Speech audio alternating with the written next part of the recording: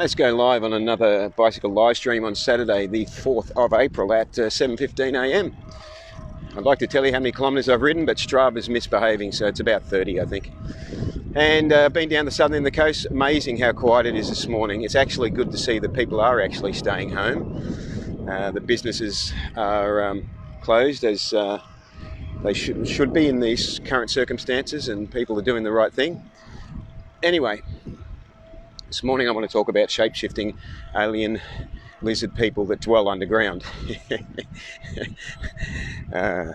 So, you know, if I pop onto the net and do a live stream or a YouTube video or anything else that technology allows, I can basically come along and say anything I like.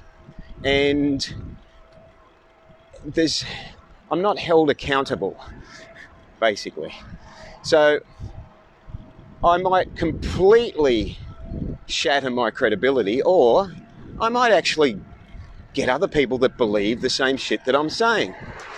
So if I come along and say, look, I've got proof that the Karmavirus was started by underground dwelling, shape-shifting alien lizard people, I'm going to get a certain percentage of nutters who vibrate on the same energy that are going to agree with me. But it doesn't mean I have any credibility, any authenticity. It doesn't mean that I'm right. It just means that I had some crazy idea pop into my head that I, in this modern time, have the technology to share with you, and I will attract a certain sort of person.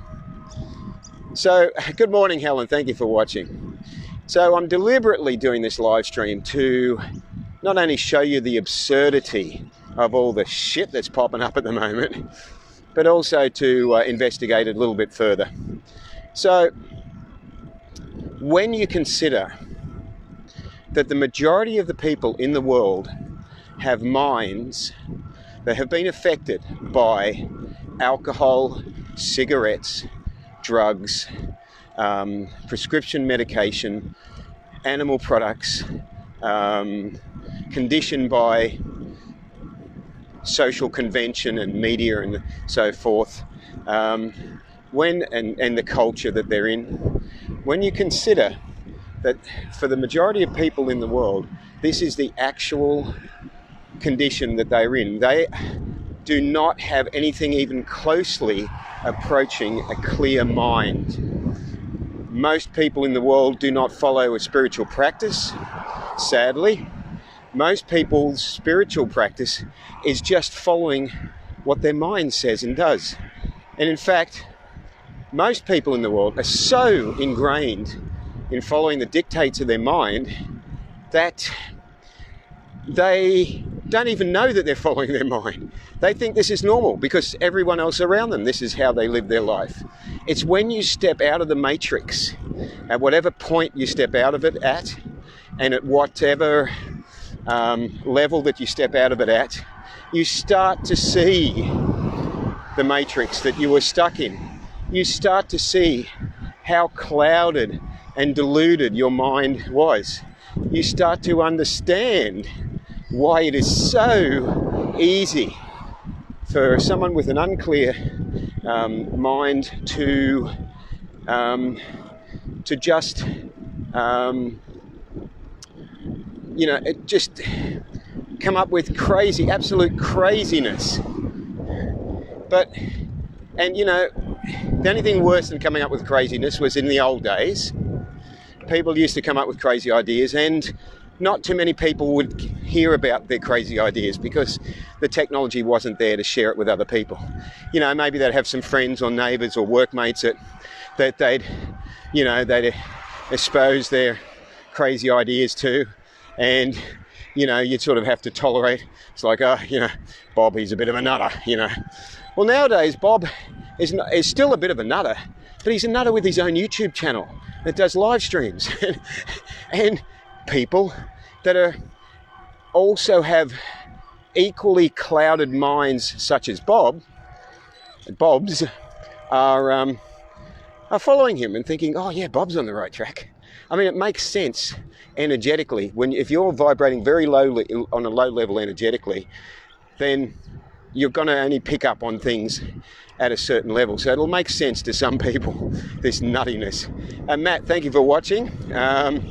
Yes, I hope you have an amazing day too. So I want to just enlighten you a little bit as to why people love these things happening. People love it when there's something happening like a pandemic or some great event. Cast your mind back a couple of years ago. It's the nature of the mind, and I just want to... The mind has to hang on to something. The mind has... The best way to describe the way the mind works is it's addictive. It has to hang on to something. If it's not hanging on to something as an addictive substance like alcohol... Morning! Sorry, that morning was to Annabelle, okay, from Helen. If the mind is not hanging on to an addictive substance like alcohol or cigarettes or drugs or a workaholic or eating animal products, etc., then the mind will have to find another addiction, which is it has to be occupied constantly. It doesn't stop, has to be occupied. And if you do not balance your mind with the use of your heart, then you are just going to be constantly led astray. So a couple of years ago, there's a couple of very good examples, but here's one. A couple of years ago, who remembers that in the United States, they abruptly shut down an observatory, the name of which I should have researched before I went live. It was on the news everywhere, and it was like, because the FBI had gone in and swarmed the place and told everyone to leave, and it had a little town of about 20-something houses around this observatory, and because they'd gone in and abruptly told everyone to leave, drop everything, close up the place, because they'd posted a guard at the front gate and all the rest, people just started having a field day with the conspiracy theories around this one, because the FBI wasn't giving the real reason. And in the absence of wisdom, well, that's when speculation comes in. So if you remember that particular event, which happened about 2 years ago, from that point onwards, I started reading what they were saying in the press, but then I started observing all the people that were popping up on YouTube and that were doing live streams, and they were just coming up with all these ridiculous theories. And, you know, they were actually taking drones and flying drones over the mountain, over the observatory, and they were driving there and walking through the place, looking in the buildings and taking photos, and oh my God, and, you know, there were people that were convinced, oh, they knew what was going on. The government is, you know, it's covering up. There's been aliens spotted. The observatory spotted aliens on the sun or so. I got to laugh, because you cannot take this shit seriously. I mean, if you take this shit seriously, you need medication. Oh my God. And they were absolutely, each person that posted something was absolutely convinced that they were right. They knew what they were talking about. They had the inside scoop. Of course, the reality was somewhat duller. The reality was very simply, when it came out about a month or two later, the reality was that a guy working and living there had been using the facilities to download, what's the word? Anyway, I think it was child porn, but I didn't want to say that because I wanted to try and put it as a nicer term. Images or whatever that is unacceptable. Anyway, whatever the terminology is. So, you know, I'm pretty sure that what would have happened after that is that all these nutters that, oh yeah, you know, we know this is why, and they would have then gone, oh no, that's just a cover up, and you know, and they quietly slinked into the woodwork. Well, the mind loves something like this. The mind has to have something to grab onto. If it's not being used in a positive way to help us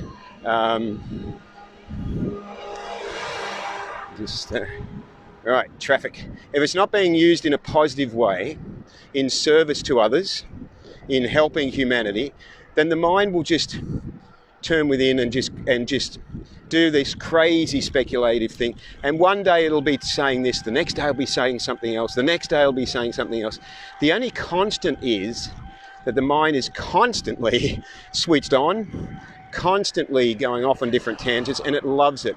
It loves it. It's like it loves it as much as I used to love vegan ice cream and before I went whole food, plant-based. So it just has to have something to hang on to. The mind cannot, it just cannot tolerate being let loose without something to hang on to. It actually goes, dare I say it actually goes crazy.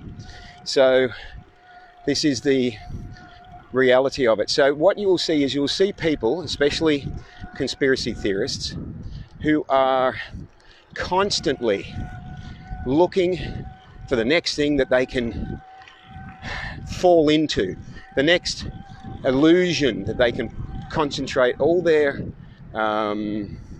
thoughts and energy into, because this is what the mind loves. So what would be the solution to that, of course, would be to redirect that in a spiritual sense, so that the mind is so that the mind is not being wasted with all this speculation. It's just not doing anyone any good. It's just confusing people. And as always, the answer to what's going on is so simple that the mind cannot accept the simplicity of it. The heart accepts simplicity, but the mind has to have something to work on. So it's got to confuse it. It's got to ramp it up. It's got to, it's got to come up with all these theories, and it's got to dive deep into it. And this is what gives people a sense of purpose when they don't have a spiritual purpose.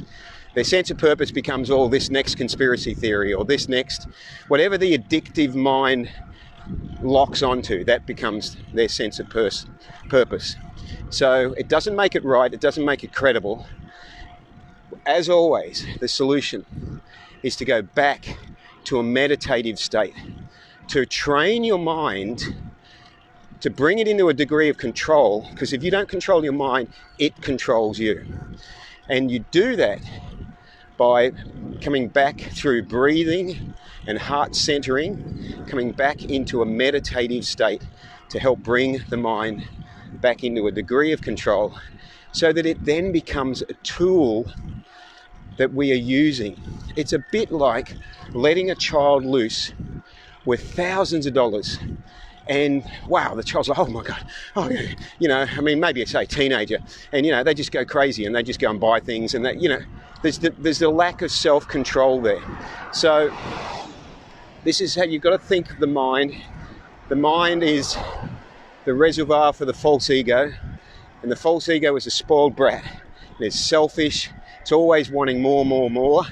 You've got to be aware of how your mind is controlling you, and then work with it and say, okay, mind, let's work on the same side here. Let's cooperate with the heart, and let's, get our shit together. So I hope this has given you some food for thought. There are no alien lizard-dwelling people creating the Karmavirus. It came simply from an animal source, as has been scientifically proven with all the other viruses that were studied, in the last 100 years or so. So there's nothing there's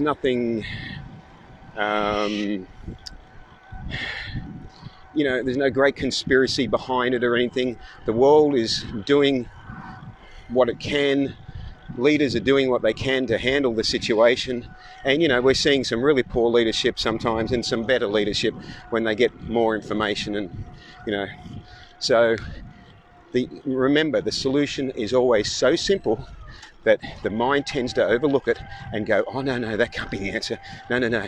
Because the mind needs something to occupy it. So if it gets the answer, then suddenly it's got nowhere to go from there. You see what I mean?